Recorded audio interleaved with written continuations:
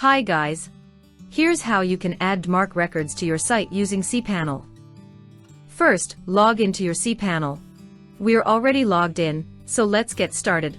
Scroll down and find Domains. Click on it. This will list all the domains you have.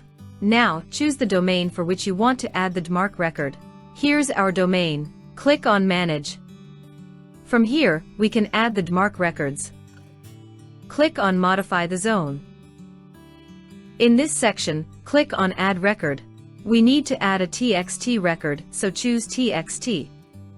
In the name field, simply write _DMARC followed by a dot. Note, some hosts may not require the dot, so this is automatically done.